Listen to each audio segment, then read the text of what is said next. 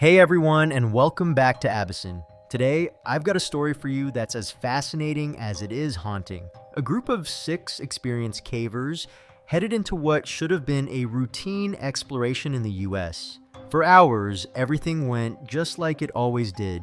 Nothing out of the ordinary for people who practically live underground. But for one of them, a single mistake, one small slip, turned this trip into an absolute nightmare.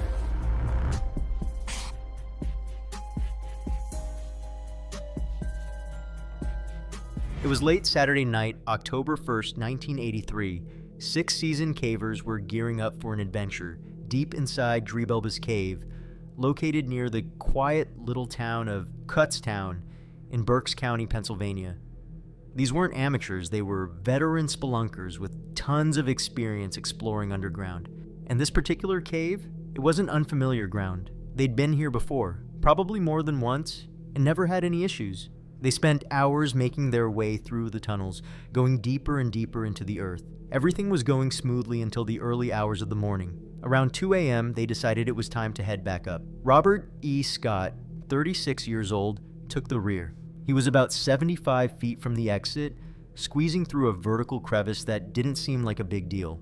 He was actually the 3rd person to go through it. 2 others had already passed with no problem at all. That part of the cave was a narrow passage carved into solid rock, standing around 80 feet tall and averaging just 12 inches wide. But like many natural formations underground, this one had a hidden danger. In the middle, the passage suddenly pinched down to just 7 to 8 inches wide before widening out again near the bottom. As Scott tried to make his way through that tightest section, everything went wrong in an instant. His hand slipped on the slick rock surface. Caves are often coated with a thin layer of moisture and mud, making them incredibly slippery. In the blink of an eye, he slid down, right into the tightest part of the crevice. In that moment, Robert Scott's life changed forever. He was completely wedged in, sideways, his body crushed between the rocky walls.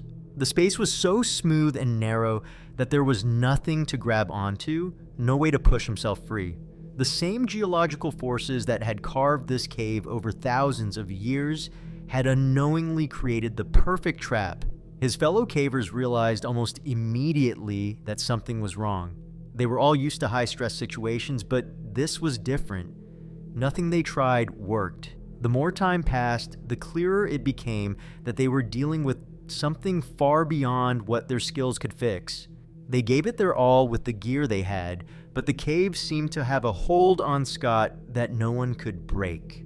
By around 9 a.m. on Sunday, after 8 exhausting hours of trying, they made the heartbreaking decision to leave Scott behind and go get help. The members who were ahead of Scott exited through a different part of the cave and met up with the 2 who had already gotten out earlier. Word spread quickly to emergency services in the area. Fire departments from 4 different towns sent crews with gear and determination. These are people who risk their lives to save others every day, but cave rescues are a whole different beast, and most of them had never faced anything like it. It didn't take long for them to realize how serious this situation was. This wasn't just a matter of pulling someone out of a hole. Scott was stuck deep inside a narrow spot where even getting rescuers close to him was nearly impossible, let alone moving them around to help. Realizing how critical things were, the authorities called in the National Cave Rescue Commission.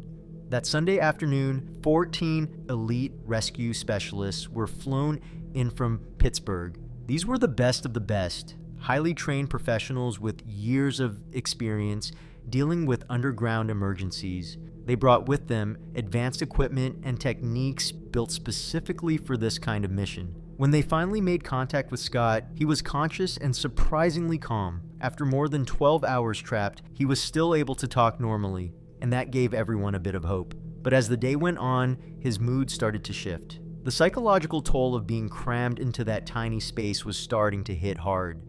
It wasn't just fear or frustration, something deeper was happening. That's when the medical team found out Scott had epilepsy, which threw another huge complication into the mix. He was given medication twice to prevent seizures, but it didn't seem to help much. His mental state continued to decline, and he became harder to work with. The rescue efforts were as complicated as they were creative. The team ran a rope through the tunnel above Scott, attached harnesses to his body, and tried lifting him straight up. But every time they made progress, he'd thrash around violently, undoing their efforts and even making things worse. Knowing this was going to be a long ordeal, the team set up a full support operation inside the cave. They installed sensors to track Scott's vital signs in real time. Keeping him warm was a top priority.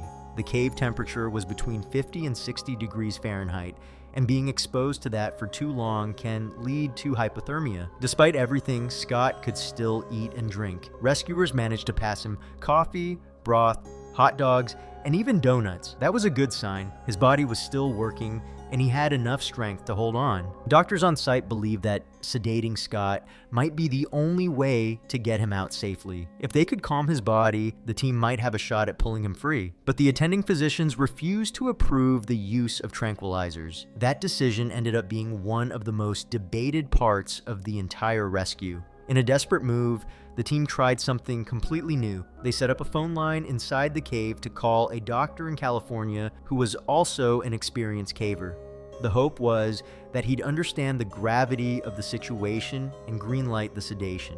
By Monday morning, Scott had been stuck for over 24 hours. Around 7 a.m., in the middle of another intense outburst, he started yelling at the rescuers, and then everything went silent. The machines monitoring his heartbeat and breathing flatlined. Scott had lost consciousness, his body overwhelmed by the insane stress he'd been under for more than a day. The medics jumped into action. They gave him oxygen and pumped warm fluids into his veins, hoping to bring him back, but nothing worked.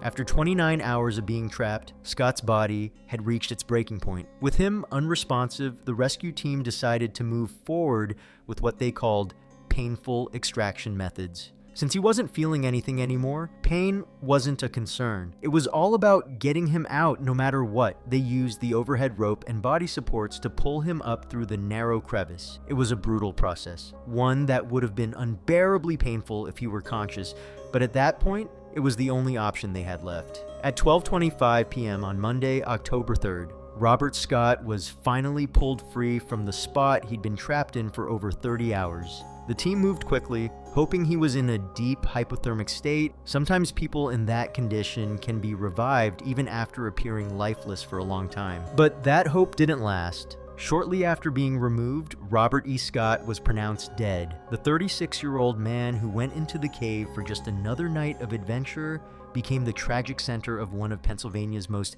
devastating cave rescues. The coroner's report listed the cause of death as congestive heart failure brought on by irreversible shock. Simply put, Scott had a heart attack triggered by extreme stress and the constant pressure on his chest for nearly 30 hours. The cold, fear, and physical compression pushed his body past its limit. Interestingly, the report confirmed that his epilepsy had no direct role in his death. If you thought this story was intense, wait until you check out the one popping up on your screen right now. It started just like this one, with a simple adventure, but ended in an even darker way. If you enjoyed this video, drop a like and hit that subscribe button. It really helps out a lot. Thanks so much for watching, and I'll see you in the next one.